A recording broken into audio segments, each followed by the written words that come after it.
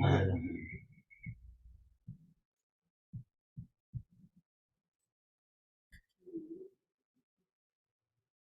Kameranya nggak bisa ya, nggak bisa dipakai nih. Salah. Jangan salah. Kenapa tuh kamera? Nggak ada detek.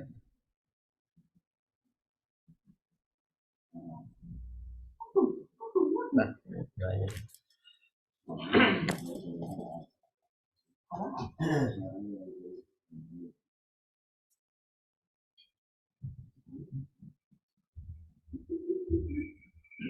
Assalamualaikum warahmatullahi wabarakatuh.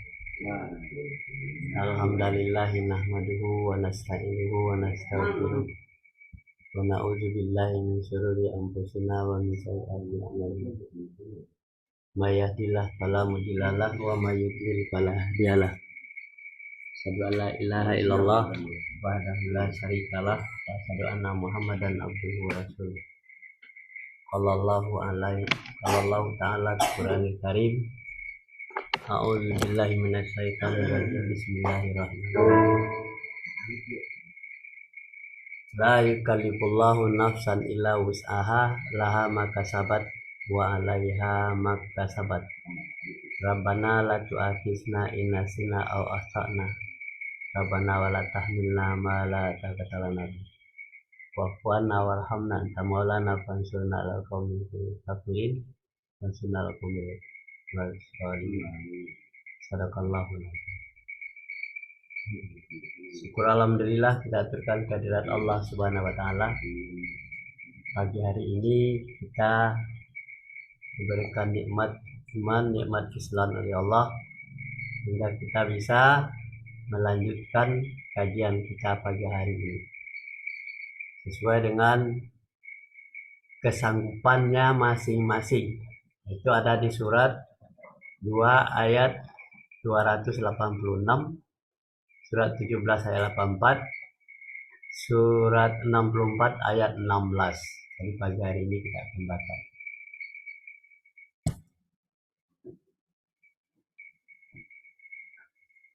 Nah, saya baca terjemahannya deh.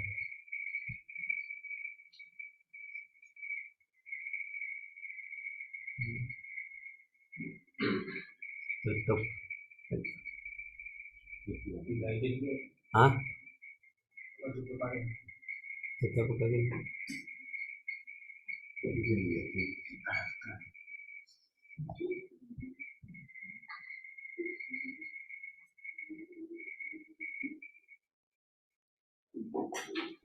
Ya. Iya. Ah. Ya itu benar.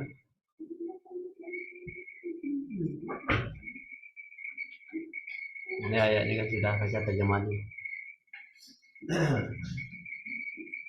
Bismillahirrahmanirrahim. Katakanlah tiap-tiap orang melihat dulu keadaannya masing-masing. Maka Tuhanmu lebih mengetahui siapa yang lebih benar jalannya. Dalam memiliki keadaan di sini adalah tabiat yang pengaruh alam sekitarnya. Jadi ya, katakanlah tiap-tiap orang itu berbuat menurut keadaannya masing-masing. Jadi kalau orangnya wawasannya pendek, kecil, itu berbuat sesuai dengan kemampuan. Kalau wawasannya lebih luas, sesuai dengan kemampuan. Tapi yang dilihat di sini mana yang lebih bagus perjalanannya, kan itu yang dilihat. Jadi tidak bisa pula kita melebih-lebihkan, oh ya sudah orang kemampuannya cuma segitu, jadi kita paksakan tidak bisa. Jadi sudah dijelas ketentuan dari Allah itu. Kalau ingin bagus, ya berbuat sebanyak-banyaknya, berlatih. Kita lanjut ya. Allah tidak memberatkan dari itu.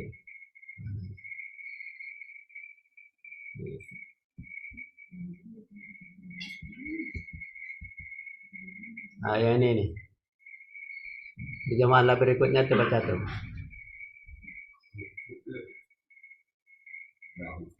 Allah tidak membebani seorang melainkan sesuai dengan kesanggupannya.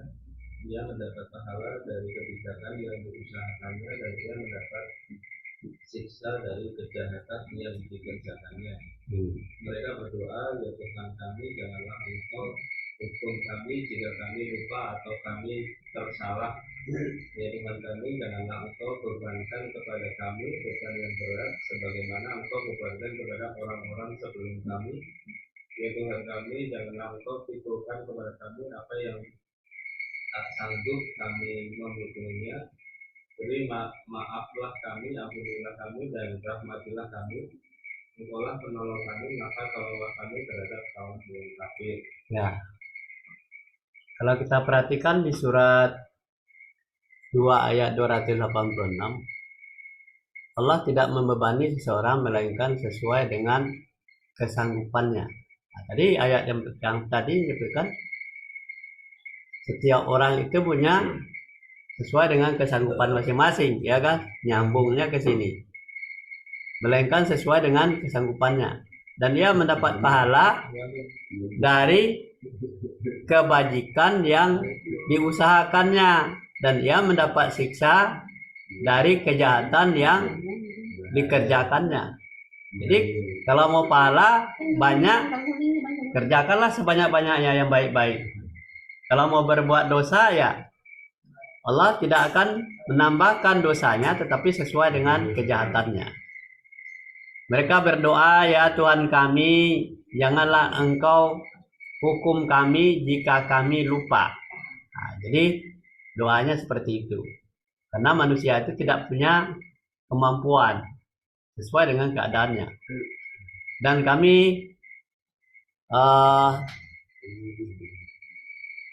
atau kami bersalah, ya Tuhan kami, janganlah Engkau bebankan kepada kami beban yang berat sebagaimana Engkau bebankan kepada orang-orang yang sebelum kami.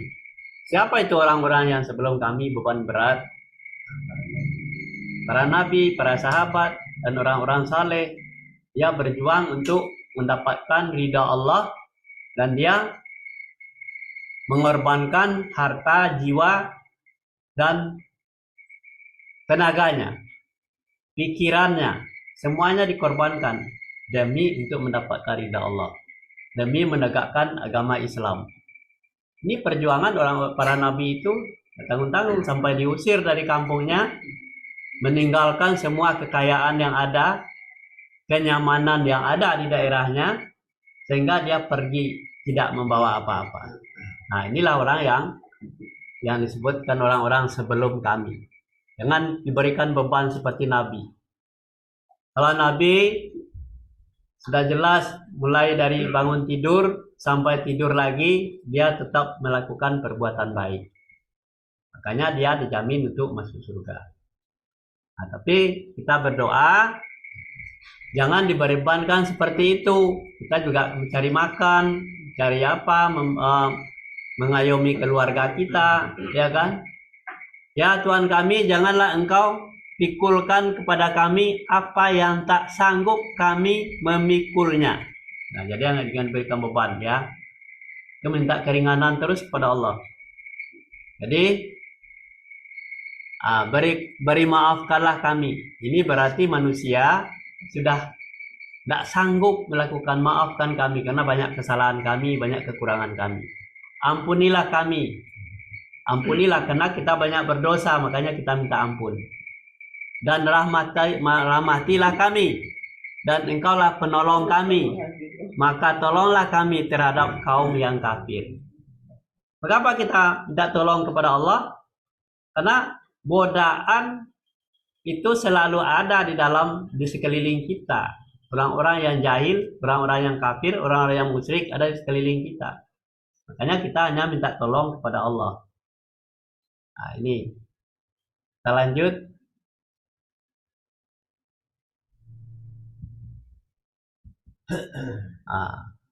Coba baca tuh surat 64 ayat 16, terjemahannya saja.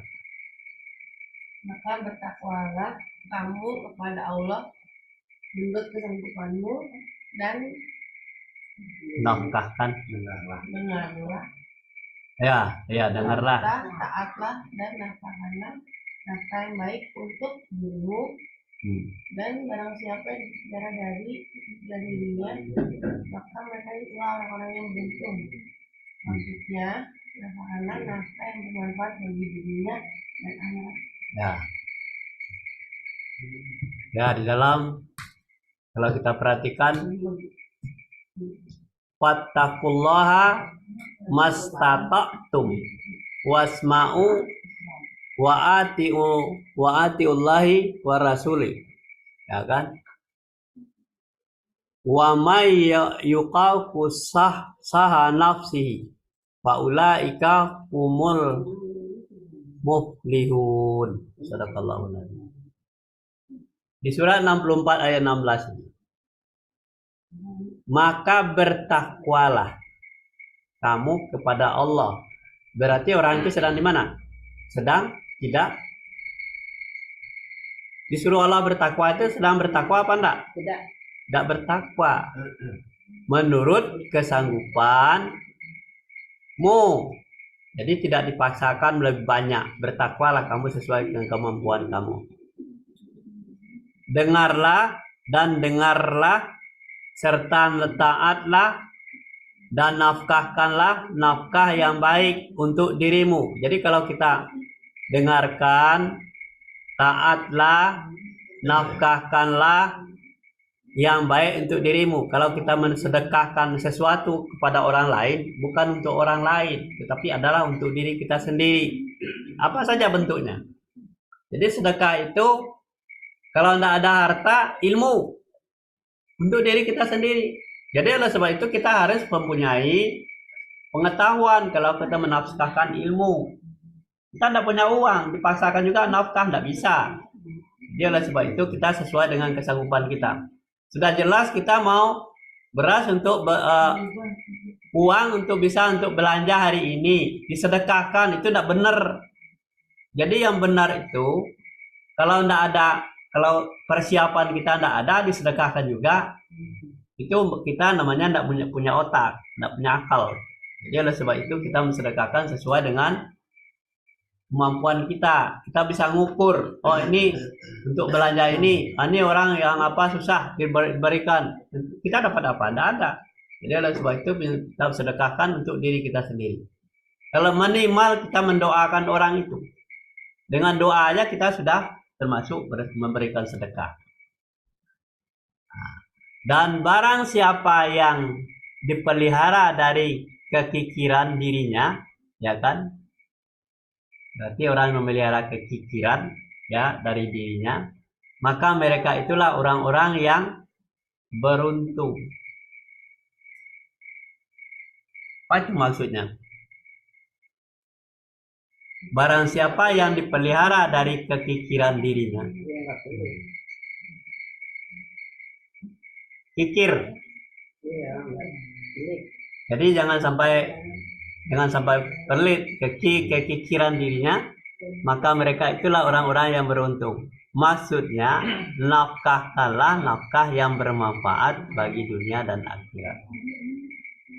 Nah, jadi kikir kita untuk di dunia berarti bukan berarti itu. Itulah orang yang beruntung. Jadi kita bagi-bagi. Tidak ada harta, ilmu, nasihat, apa saja. Itu yang harus kita tanamkan dalam diri kita sendiri. Kita lanjut.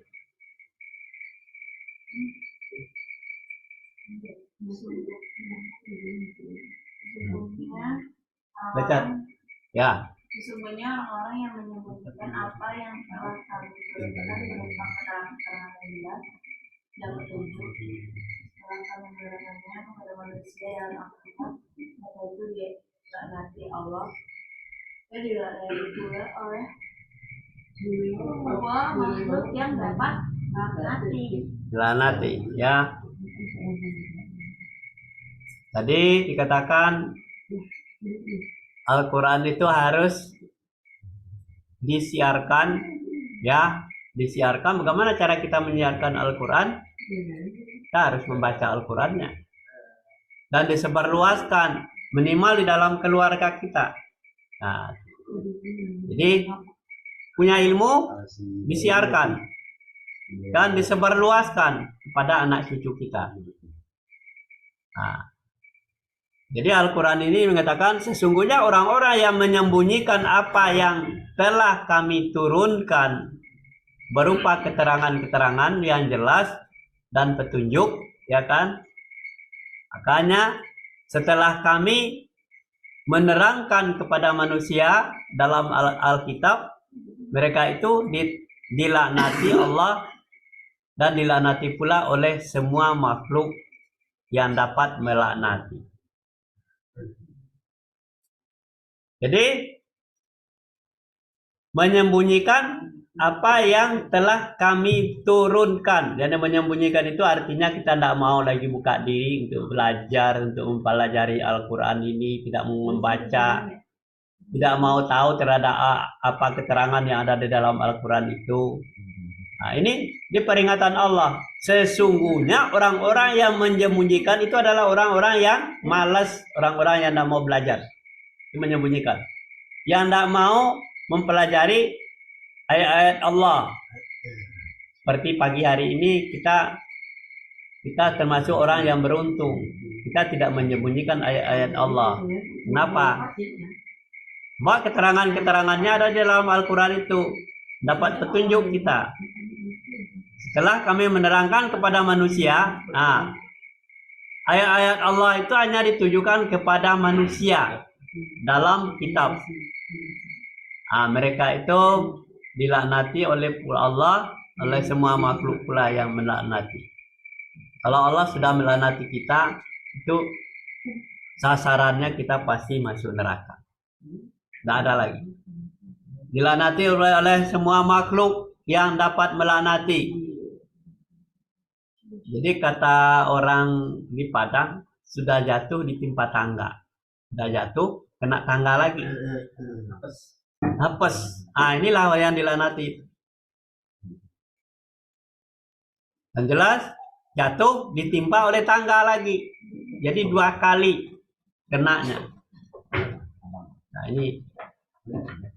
Kita lanjut ya. Coba baca Qurannya. Nih. Bisa baca chat.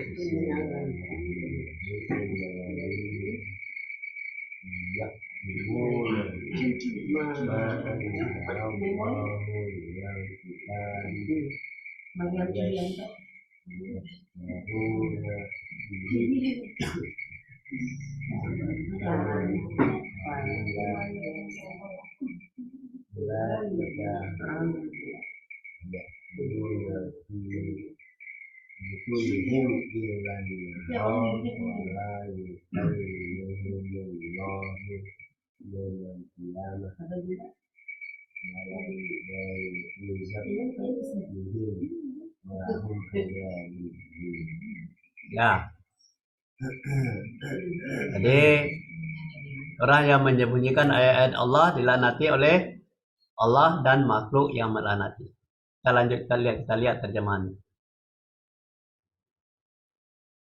Kita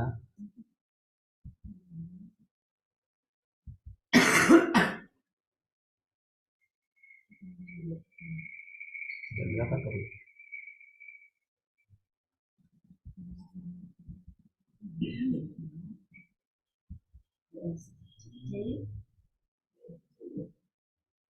Oh, ini udah 2 kali ya. Sesungguhnya orang-orang yang menyembunyikan ini sudah ayatnya tadi sudah.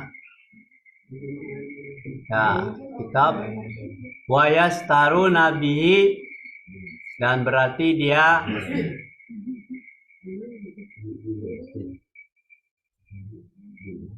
memperjualbelikan ayat walaupun dengan sedikit. Ya kan? Mereka itu adalah ditempatkan di neraka. Jadi memperjualbelikan ayat Allah tidak boleh. Terus dan dia akan mendapat siksa di hari kiamat. Wala yuzakkihim walahum azabun alim, dan mendapat azab yang pedih. Nah, ini orang-orang yang memperjualbelikan ayat-ayat Allah walaupun sedikit.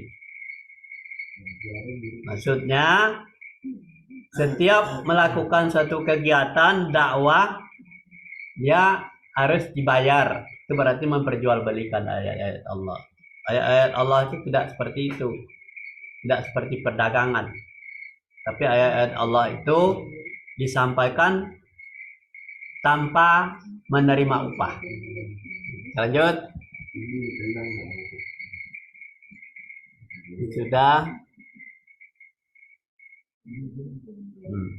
Coba terjemahannya, baca nih. Hai Rasul, sampaikanlah apa yang diturunkan kepadamu dari Tuhanmu. Dan jika tidak kau mengerjakan apa yang diturunkan itu dari Tuhanmu, Allah memelihara kamu dari gangguan manusia. Allah tidak memberi kepada kita orang kafir. Maksudnya Nabi Muhammad SAW. Nah, jadi Allah menyeru Rasul. Rasul itu adalah para nabi. Sampaikanlah apa yang diturunkan kepadamu dari Tuhanmu. Jadi Allah berpesan kepada Rasul, sampaikan. Kalau Rasulnya sudah mati, gimana? Al-Qurannya ada, kita sebagai pewarisnya menyampaikan. Dan jika tidak kamu kerjakan apa yang diperintahkan itu, ini apanya? Persyaratannya. Jika, ya kan, jika tidak kamu kerjakan apa yang diperintahkan itu, berarti kamu tidak menyampaikan amanatnya. Nah, jadi sama dengan kita sudah ada Al-Qurannya. Orang-orang sekeliling ini membutuhkan keterangan dari kita. Kita wajib untuk menyampaikan amanat itu. Allah memelihara kamu dari gangguan manusia. Nah, ini kalau kita menyampaikan amanat Allah itu, Allah akan memelihara kita dari gangguan manusia.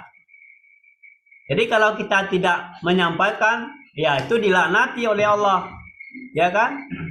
Allah akan memelihara kita kalau kita menyampaikan amanat Allah. Di mana amanat Allah itu? Adanya di dalam Al-Quran. Nah, di surat 5:67 ini. Sesungguhnya Allah itu tidak memberikan petunjuk kepada orang-orang yang kafir. Jadi Al-Quran itu menunya orang-orang yang beriman dan bertakwa kepada Allah, bukan menu untuk orang kafir. Jadi orang kafir itu tidak diberikan petunjuk oleh Allah. Yang diberikan petunjuk oleh Allah itu adalah orang-orang yang mempelajari, memahami, ya, menyiarkan, menyampaikan amanat-amanat Allah yang ada di dalam Al-Quran itu. Karena Al-Quran itu sudah diterjemahkan, diprogramkan menjadi gaya hidup dia. Ini Allah akan memelihara kita dari gangguan manusia. Allah tidak memberikan petunjuk pada orang kafir. Jadi orang kafir itu jangan kita berpedoman kepada orang kafir. Orang kafir itu sudah jelas lalai. Dia tidak mau tahu terhadap Al-Quran. Jangan ikut-ikutan. Nah, maksudnya tidak seorang pun yang dapat membunuh Nabi Muhammad SAW. Walaupun orang kafir itu berniat untuk membunuhnya, tidak ada satupun yang bisa. Kenapa? Kenapa tidak ada seorang pun yang bisa membunuh Nabi? Karena tadi dikatakan Allah memelihara kamu dari gangguan manusia. Sebab gangguan itu manusia yang jahat, manusia yang kafir itu, yang laknat itu, itulah yang sengaja untuk membunuh Nabi, tapi tidak bisa. Kenapa? Allah memelihara kamu dari gangguan manusia. Oleh sebab itu tugas Nabi itu menyampaikan. Nah, jadi kalau kita jangan takut kepada kalau kita menegakkan kebenaran dimanapun di tengah-tengah orang kafir. Nah, ini ketegasan Allah dalam Al-Quran ini perlu kita tanamkan di dalam diri kita, kita harus yakin bahwa kalau kita melaksanakan perintah dan larangan Allah, pasti ditempatkan di tempat yang lebih terbaik, surganya Allah.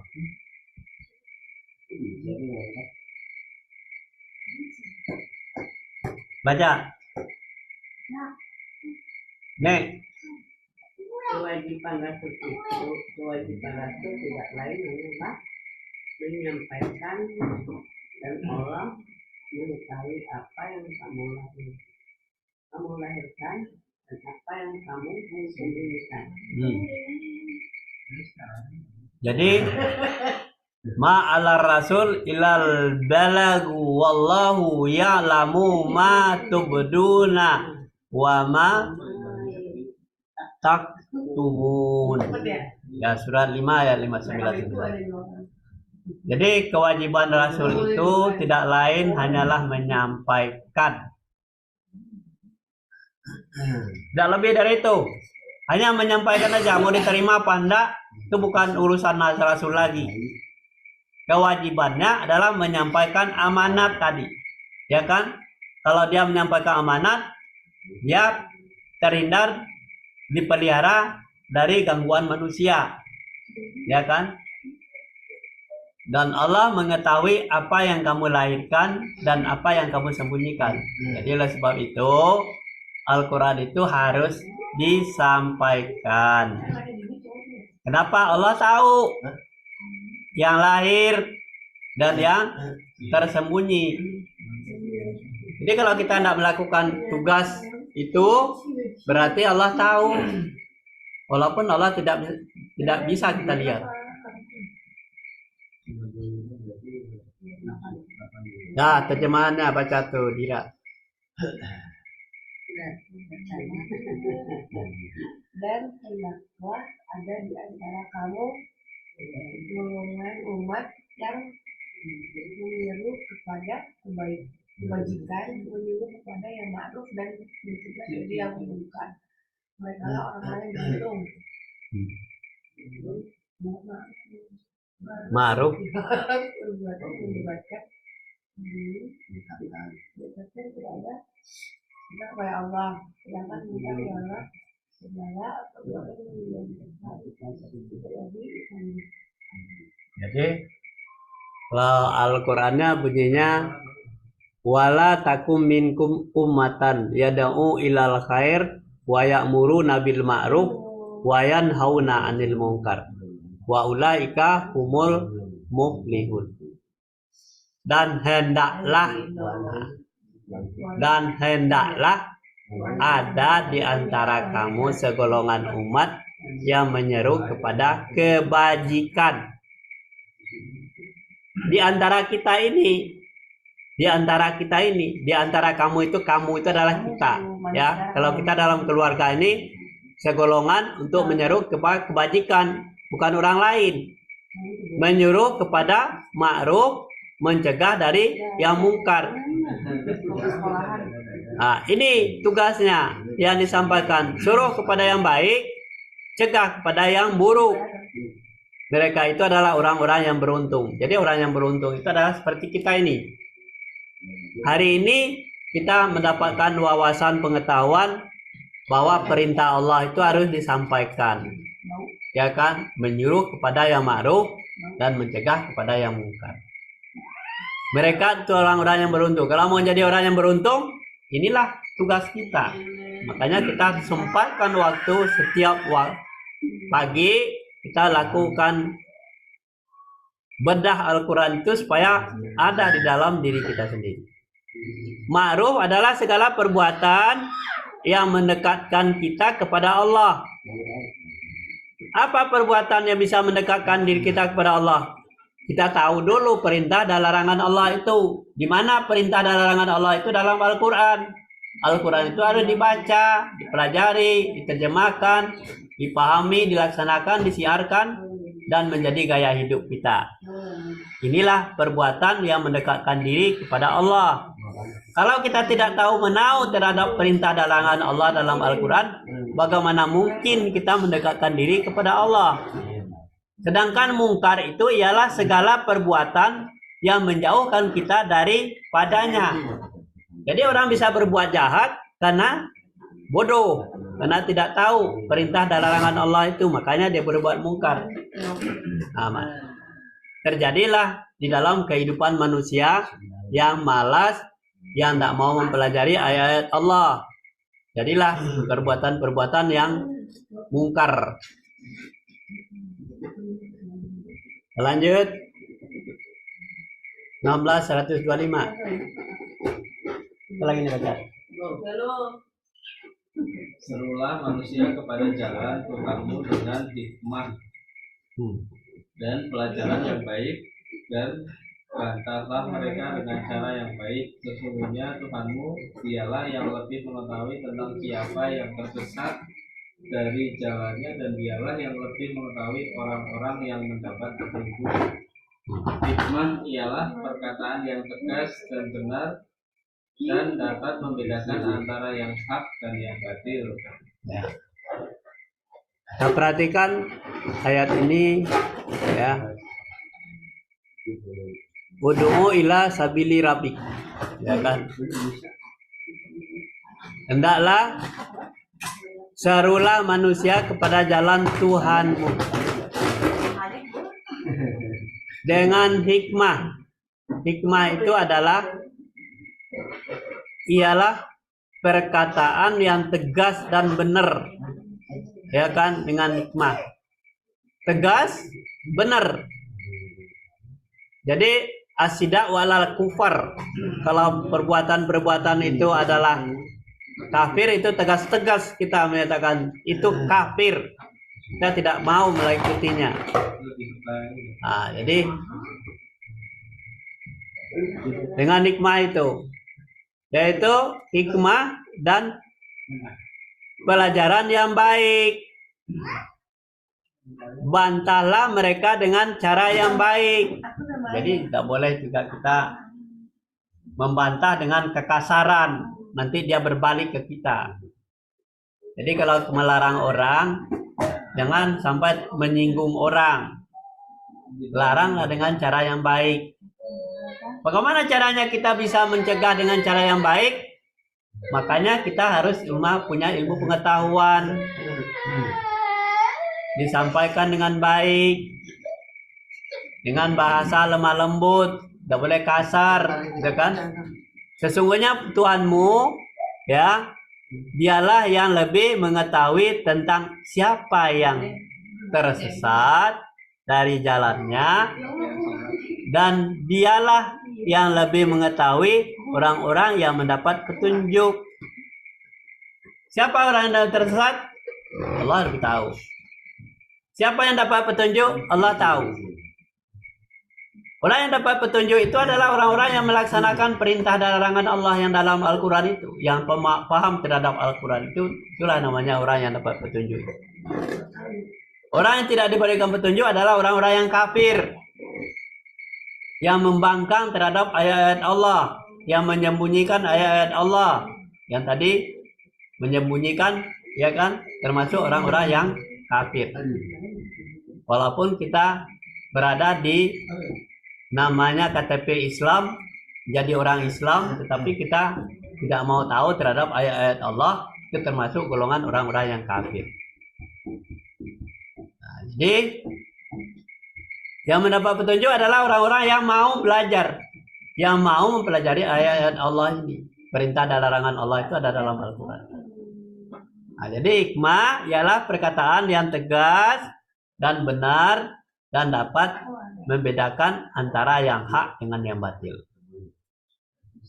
Ini benar, ini salah. Ini benar, ini salah. Bagaimana mungkin kita tahu yang benar, tahu yang salah kalau kita tidak tahu ilmunya, tidak ada mempelajari Al-Quran. Jadi kita baru tahu bisa membedakan antara yang hak dengan yang batil itu apabila kita sudah punya ilmu pengetahuan.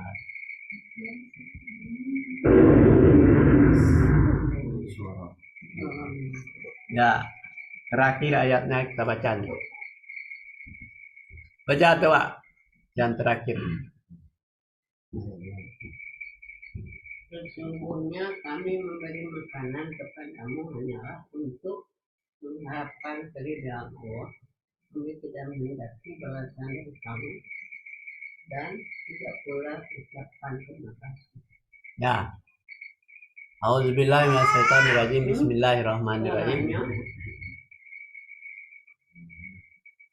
Innama nut'imukum liwajahillahi la nuzidu minkum jazaan wala sakura.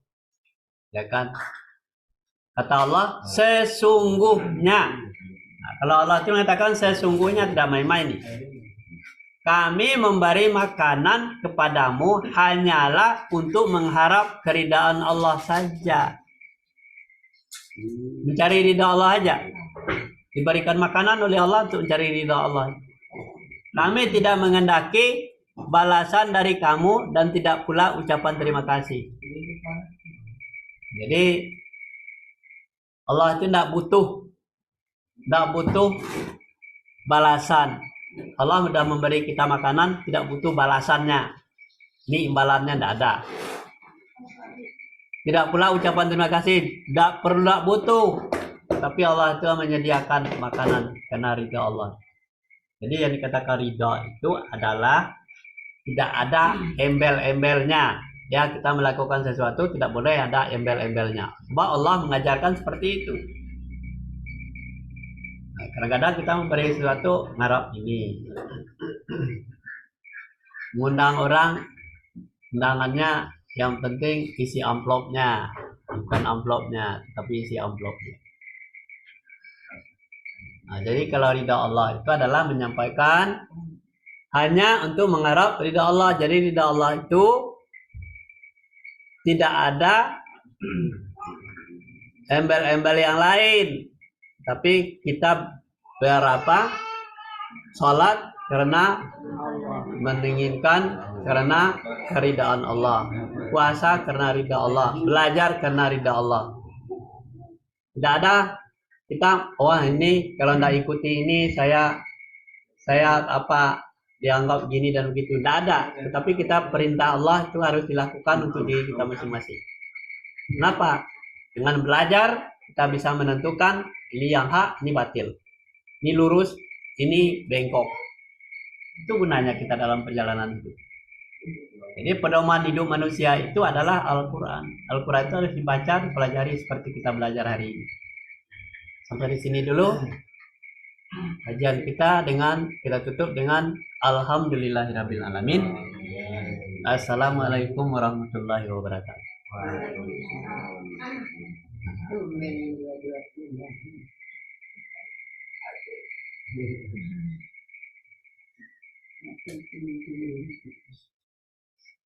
Yang kenapa tuh? Dulu kan?